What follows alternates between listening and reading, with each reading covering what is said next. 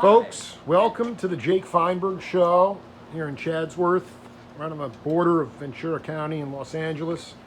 Joined here by an absolute legendary multi-instrumentalist, still cooking the groove, Jock Ellis. Welcome to the Jake Feinberg Show. Jake, great to see you. Folks, great to see you too. You know, my first question is, talk to younger cats who are in classical sort of bags at this point about when you made that decision and why you made the decision, because you had it ultimately a pretty steady gig as a symphonic bone player, but at a certain point you said, I'm not digging it. Talk a little bit to younger cats about perseverance to pursue what you actually want to do with your music. Wow. Well, the symphonic deal was often tremendously satisfying and fun. However, the lot of a trombone player in a symphony orchestra or a tuba player is counting endless rests. They don't play all the time. We play some of the time. Right. The wonderful times when the heavens open. However, that's not often enough for me. So I never was very good at sitting still, counting rests. 43, 2, 3, 4, 44, 2, 3, 4. Come in. Bop. 1, 2, 3, 4, 2, 2, 3, 4. In my penguin suit. It was not my bag, really. Matter of fact, there's a kind of a funny statement by my dear friend Tony Plogue, who's a wonderful composer and trumpet player. He put up a deal on Google about when we were in an orchestra together and how in the breaks I would get bored and, hold on, let me do this, and take my trombone, take the slide off, put a spitball in here. Oh dear. Oh yeah. And it was a blowgun. And so I would shoot spitballs at other people in the orchestra while they were busy sawing on their violins and stuff. You're my kind of cat. Yeah, to the great enjoyment, of course, of the brass section and the disconcerting of the strings and all. But besides that, there are some wonderful cats in the orchestral world, but a lot of them are not really my kind of loose people, you know. And when I started playing jazz and fusion rock and roll music, I met people that were more like me. So a lot of laughter. You know, just the idea also, I just wanted you to touch on this as well, because you had an early opportunity with Johnny Tillison, the country singer. and at a certain point, I mean, you know, we're just cut from the same cloth, because you were like, I'm not sure if you're doing the spitball thing in Vegas, but at a certain point, the road manager was like, dude, you don't have to be here. We can find somebody else. And then the drummer, who I don't know who that was, gave you a tambourine.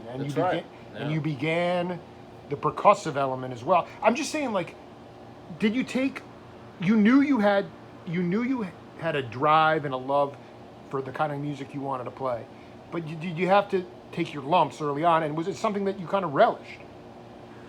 Taking my lumps, did I relish? Yeah, I mean, walking away from security. Nobody ever, especially when you've already been kind of at a high level on one end of the business, nobody ever really digs suddenly being the newcomer.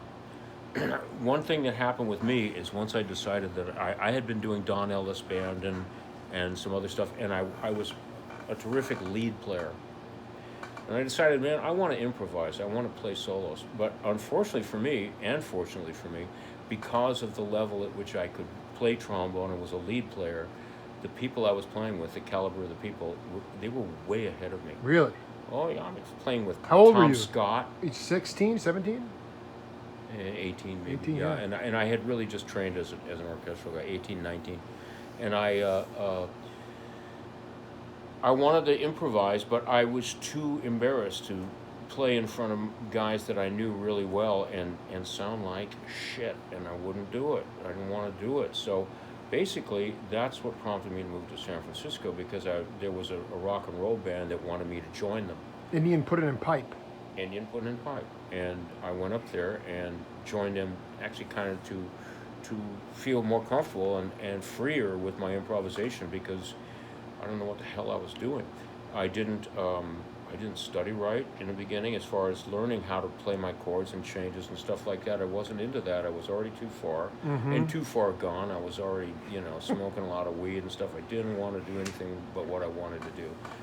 Was my issue at the time. Let me ask you something. I mean, was it merely the idea of going to a new place, nobody knew you, so you could be completely vulnerable to try and improvise? Very much part of that, and also the type of music that I was playing Absolutely. as restrictive, as changes, tunes where I would step on it during a tune, yeah. Now, putting in pipe, you wound up.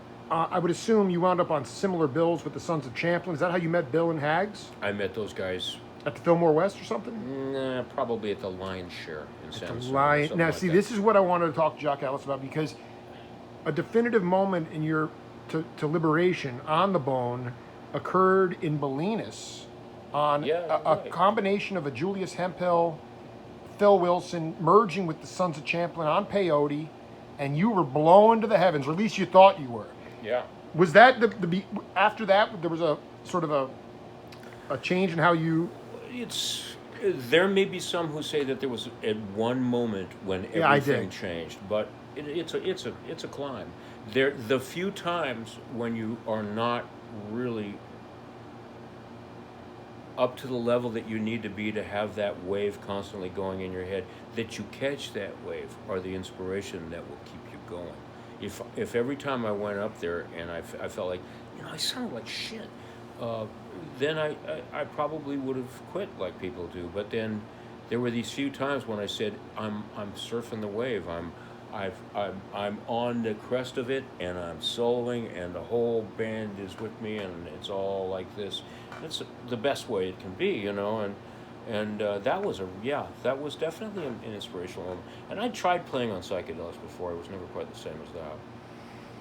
Oh man, I mean, like, you essentially got up there assuming that there was a record deal in place. Yeah. That fell through. Yeah. And if I heard you correctly, did you play with Janice's Cosmic Blues Band? Shit, Janice was gone. She had passed, but the Cosmic... Yeah, Richard Kermode and let's see, Snooky Flowers, or... Yes, thank you. Snook and Louis Gasca, and the drummer was a guy named Tony Palmer, I think. Tony Palmer was playing drums. He's a good drummer. Well, Tony Palmer was at the El Cid with you. Yeah, at the El Cid with me too, yeah. Damn. So you got up there, I mean, how would you... I just want you to talk to younger... I just think you're just the perfect person to talk about. Like, when you settled in and, you weren't on peyote, you didn't trip out, you weren't being hard on yourself, what's the best way, or how did you find the best way to sort of access that frequency of riding that wave? I mean, it's a myth that it can happen all the time. You have to get into a certain headspace. Some people would smoke pot and think that they're playing their asses off, but they actually sound like shit. And I just wanted to know, I know you weren't part of even though you knew Robbie and Densmore, you weren't part of the Maharishi crew. You weren't part of the meditation crew. I'm just curious about how you cleared yourself to become a vessel for the music. It's interesting because when you're young, and those of us up there, there was this in the late '60s. You know, there was this rebellion of everything, like supposedly, and Right. a lot of us were convinced for a long time that if we could just be completely present, we'd be able to do anything we want on our instruments. Well, that's not really the way it works. And that building up is a matter of practice and doing it. And when I came down here, the thing about up there I found, and you know, to all my dear brothers from up there, please forgive me for saying this, but it seemed like there was a lot of yeah, let's do this, and then when it would come time for the jam session or the rehearsal, nobody would show up. No follow and everybody through. Yeah. was, you know, lunched out, whatever. When I got down here, and I was basically playing a lot with Gary Barone and my friends that I had met, and we would have jam sessions where in the middle of the day someone would say, hey, we're going to go over to so-and-so's house, and there would be 5 or 6 fantastic musicians, better than me, and whatever, and they allowed me and loved me enough so that I got to grow, and I would work, and a lot of playing. That's how you get better. Do it. You know, how do you get to Carnegie Hall? Practice. And you know, what you practice is your deal. I mean, with the trombone, part of what I practice is muscular almost. It's like the ability to produce the sound and make it clean and smooth so it's not so bad. And then some of it is just, you know, what am I doing in my head? And then the changes and stuff. I work with, in my practice now, which I should have done in those days, is accessing, I don't think he had them then, but I play with the Jamie Aebersold. He's got 105 Oh my, dude, those are records. I can even play drums to that. Yeah, stuff. 105, 110 records of music by all kinds of Sure. jazz composers and rhythm sections. Some of them are terrific. They got a lot of big time players. Yeah, like on Rufus them that they Reed. hired Yeah, to absolutely. do, and they play great. And I've got I play with my little rhythm section, and you get as many chances as you want to play whatever it is, the solo you want to play or the tune you want to play. Nobody's going to be bummed if you don't make it. You're going to be bummed maybe, but you'll get to try it again without anybody knowing you blew it. And it's great practice. I do that. I do Bach cello suites. I do all kinds of stuff to keep my shit going in my head. Right. You know, I'm fortunate that I get to listen to other cats that I work with that are terrific. Do I listen to a lot of other guys playing on records? Not as much as I should. Probably I listen to a lot of more old stuff. Listen to more sax players and trumpet players. I don't want to be intimidated by trombone players. Just popped into my head, but I mean, you had this background in classical music, and I'm not going to let you get away with the idea that, I mean, Julius Hemphill and Hadley Callman are not going to let you play in their band unless you know what the hell you're doing. It took me a long time to realize that. Can you talk about the nurturing of the allowing? They made you feel comfortable to just say, "Hey, if you hit a clam, we'll go with you." I mean, what can you just talk about that? Well, the mentor, because that doesn't really. Well, Yeah. I didn't play with Julius that much, but when I played with Julius, happily, it was an easier experience that way for me. Hadley, however, was a real big influence on me because we'd played in Don Ellis band together. I didn't know that. Okay, Hadley was in Don's band. Yeah. Wow. And Hadley Kellman was with Don's band, and he and I spent some time together. We took mescaline for the Ed Sullivan Show in New York in 1969, and after the show, walked from the Sullivan Theater, which I think was like 58th and something like that, it's Broadway, and all the way down to the Village, past all night long. We were wandering around New York on a Sunday night, and nobody was around, you know, because it was getting up for work the next day. Yeah. Yeah, a couple of strange experiences. A carload of mobsters pulling us over, and these chicks get out of the back of the car and start hiking their dress up, and they go, "Hey, can you tell us how do you get to Greenwich Village?" And I hear this New York accent, and I go, and this other guy's trying to move around behind us, and Hadley and I look at each other and we run across the street, you know. Dude. Yeah, no. But other than that, you know, like at 3 a.m, he gave me a lot of clues about life. Can you talk about one? I mean, that man is in my soul. I never met him, but man, his playing goes right to the soul. Very beautiful, soulful cat. What was one thing about life? Because obviously you're always trying to channel your life. I'll tell you one thing about life, he told me. He said, man, I did heroin and I spent 10 years in jail.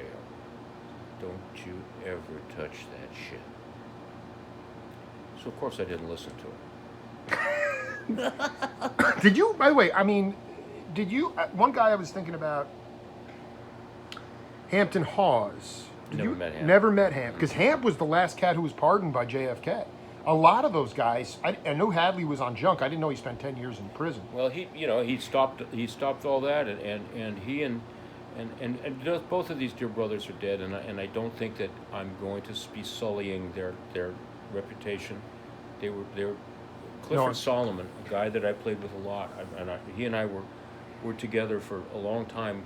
We were on the road with Canned Heat, just the two of us on the horns, and he and Hadley grew up together, and they both got in trouble together, and they both had a similar experience until both of them came out, and both of them got it together. And dear Clifford ended up, he was Ray Charles' band manager for a while. He did some arranging. He was a terrific player too, and a strong, wonderful cat. Both of these dear fellas died of that horrible cancer shit, you know. And by the way, just for the record, they grew up in Fresno? Where did they grow up? No, L.A. L.A., oh, okay, yeah. L.A. L.A. high school, yeah. So, San Francisco, they're skiffling around. There's not a lot of opportunity, not a lot of follow-through. You knew Brother Rubenstein already from the film school, UCL. You weren't there, but you met him back then in the late 60s. Yeah, I met him on a Broadway show. When you came back here to Los Angeles, can you talk about some of the soundtracks? I mean, you kind of alluded to, I mean, you play with a lot of sense of humor. Can you talk a little bit about some of the TV shows, the jingles that Rubenstein brought you in for? Because to me, like, I mean, it can be daunting to come back into this scene. It was very interesting, but it's a little different than what I believe in my fantasy world. Well, I don't know I can't recall our earlier interview about when I left the road with that show because I had to go in. I had gotten 1A, and this is in the draft. I was going to be activated and sent into the Army. The Army! Now what years? 1970? This was the year that I auditioned for the band was 67. And, like Tet offensive time. The Don Ellis band? No. For the Air National Guard band. Got it. Which was based in Van Nuys, California.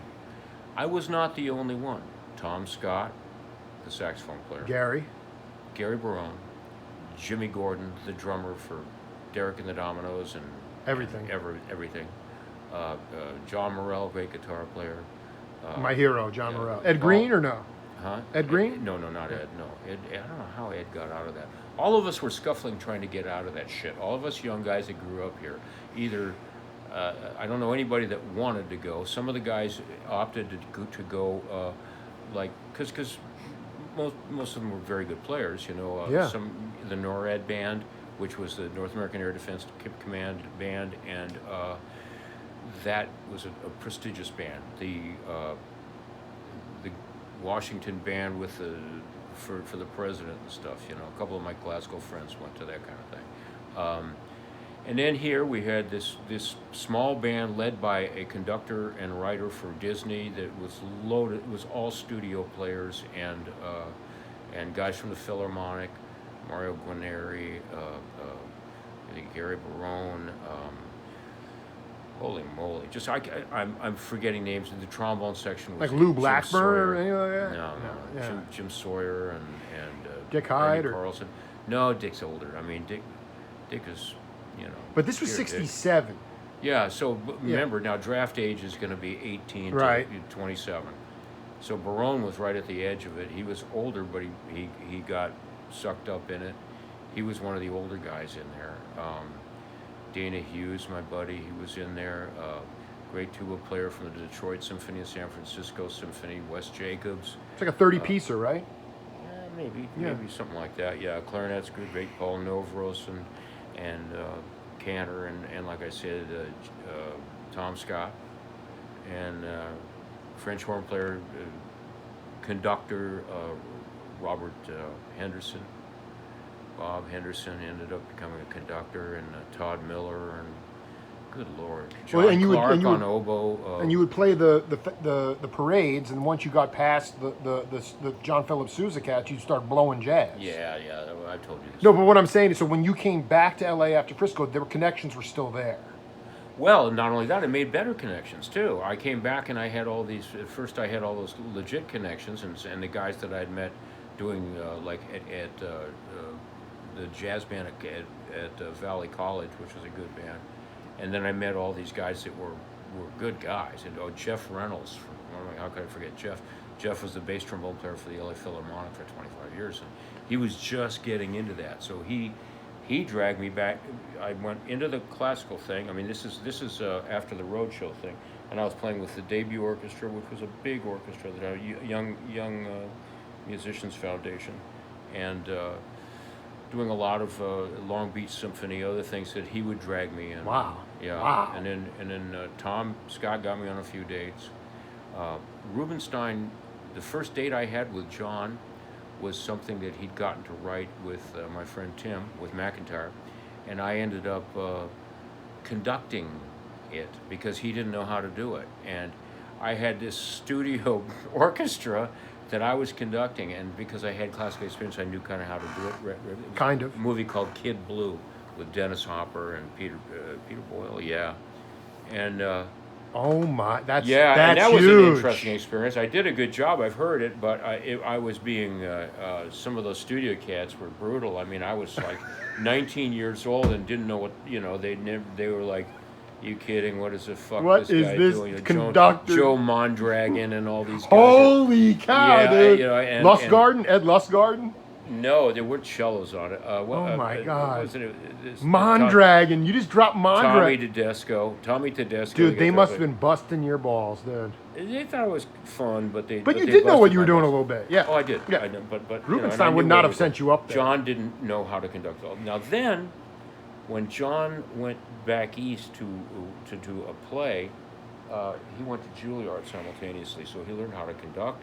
He learned how to write really seriously well, and came back and did tons of scores. And some of his writing is really beautiful. It's Copland-esque. He had several series. And I was his guy that he used. I played on all of those dates pretty much. Thank God. If you were starting out today, would you still pursue music as a career? You're a man of many hats. I just know that there were gigs back then. You could sing for your supper. There were gigs back then. That's a really interesting question. I don't know who I would be. Who would I be? I have no idea. It's so different now.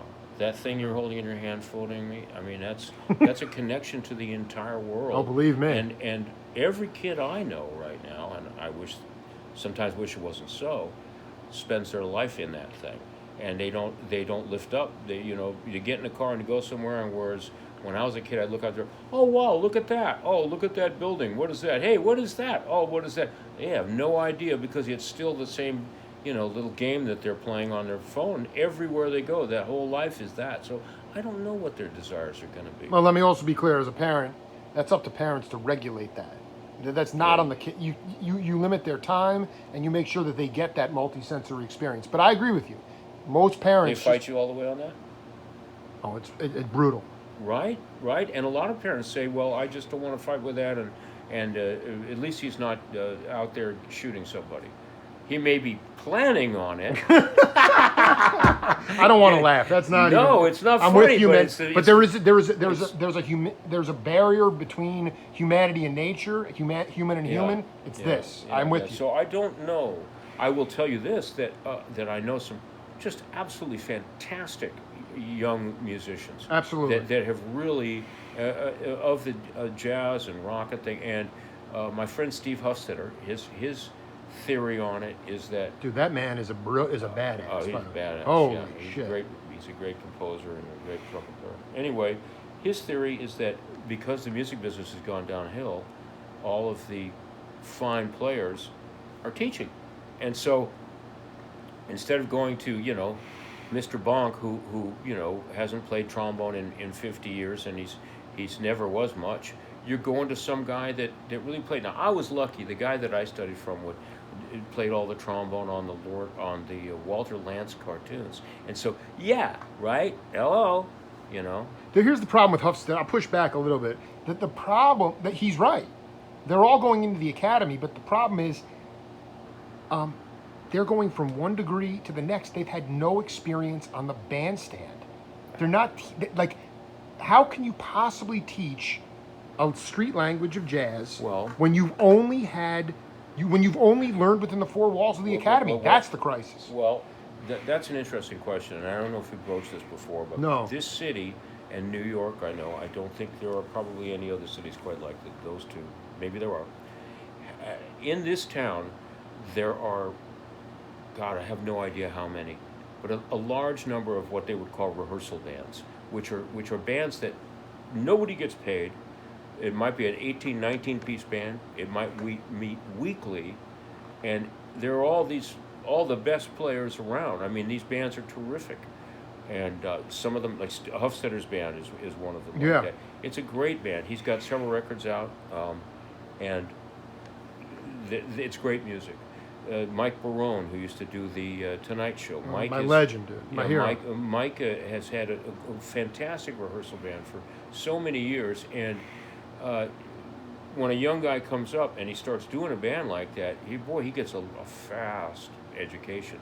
Then, as I was saying before, I'm hoping it still goes on. I don't see it as much amongst my peers now because we're also busy, and also because man, you can't get around this town like you used to be able to. It takes forever. You can't get around New York. You and Hadley walk. I mean, you could drive a car. You couldn't do that. No. Yeah. So but obviously. But I was just going to finish. Go ahead. There are not as many of what I said earlier about how I was fortunate enough to get called to do a jam session, and it would be, Keltner and Wolfgang and Gary Barone and Jim Solaggi and guys like that, and we would be there and say, "What do you want to do?" "Oh, I don't know. What should we do?" "All right, funky button D. Let's just make something up." Or, "All right, let's do Infinize. Let's do something. Let's do a tune." I love it. "I don't know this tune." "Well, okay, well, follow on. Here we go." And the big thing to do is develop your ears. Well, no, because this is why Jock Ellis is such an important guest on the Jake Feinberg Show, because the cats that I truly love are the ones like the Bird from the Bird School, listening to every radio station, every tune that comes on, and learning to play every tune in every key by ear. Now, you learned to sight read first before, but your ears were huge. Yeah. And to me, like, in this day and age, because what we're talking about also is a supply and demand issue. So many cats out there, tremendous chops, not enough places to actually get loose. Yeah, you can have a rehearsal band, but it's not like Blakey coming to the Basin Street West for 2 weeks, or bands like that. So how did you learn to stretch your ears out? Like what was a seminal time? Because I mean, ultimately you came back. Yeah, I got it for you. Hit me. You put out a clue, actually, in a way. The radio. You don't know what's coming next. You don't know what key it's going to be in. You probably don't know the tune. Blues, rock and roll, jazz. I even started playing with orchestral music, improvising over, which is interesting, believe me. Or trying to pick up with my ears a symphony and try to play like a whole symphony, starting from the first note and what I recall from the symphony, and trying to hear it myself. So just I did. training, you've got to train it. You can hear it in your head, and think oh, I'm a great musician. I have all this stuff in my head, but you have to learn how to transpose it to the instrument, whatever your instrument is. You know, some are more obtuse than others. I mean,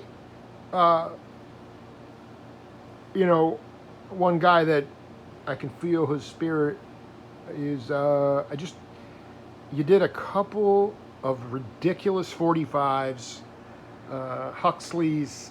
Howard Wales. Howard was, he was always out. He was. I mean, not even his playing. He just was a character, and he ran those Matrix jam sessions. And the fact that you guys collaborated together. I mean, I feel very fortunate to have been able to talk to him a couple times, do some good interviews with him. Just talk about how you met him and what that cat was all about. Howard, when I moved up there, was a legend. He was a legend because he played with Garcia, and he was a legend because my brother had the best weed in the fucking world, and he used to, right? And I that made you a legend in San Francisco. Yeah, I think we probably touched base based on that from the beginning. Actually, getting stoned together. Yeah. And then just getting to be boys. Then friends.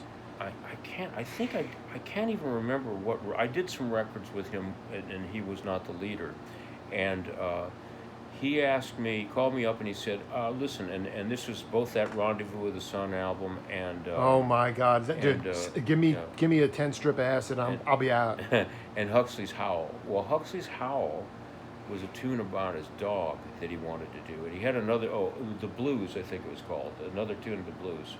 And he sent me Huxley's Howl, and I was living with Sal Marquez at the time, Sal and I and Gary, actually.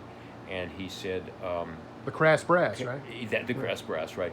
He said, I don't know what you hear on this, but do you want to do some horns for me? And I listened to it, and I went, all it is just a groove with an organ solo on it. So I started messing with it, and Sal and I basically wrote the whole thing, all of that, the horn lines and all was no suggestion from Howard. It was us. And so when we came, he said, holy shit, when we got up there and we recorded, and it really came out good. I listened to it, and I thought, wow. And our chops were damn good at the time, and we sounded good. Damn. We flew up there. I think we do it at Coast or... Well, you did Rendezvous with the Sun at Coast. I'm wondering... I think the other one we did at Wally Hyder up there. And, I think it was at Wally Hyder. And then, I talked to Howard a few times before he died, after we talked, I think. Yeah. And I was going to fly up there and just do a gig with him, just him and me up in like Reading or something. And then COVID hit. And he hadn't been feeling well for a while anyway, and we decided to cancel it for the time being. Well, no, that's why I do my show, because when I interviewed you the first time, just to find you was an honor. To crush the interview was an honor, and then when I gave you and Howard reconnected, you sent me an email. You said we just had a ball on the phone for 45 minutes, chuckles, giggles, and I was like, that is what my show is about: is reconnecting the heartbeats, the human spirit. Thank you. And that's in closing, because we've been cooking here for 35 minutes. Is there still more that you desire to do in music? I mean, you have talk about a couple things, because I like putting stuff out in the ether. Tendency to manifest after that. Yeah, man. I life gets in the way sometimes. It's not easy to keep it going here. I don't have infinite time to just play and pull together guys like I'd like to.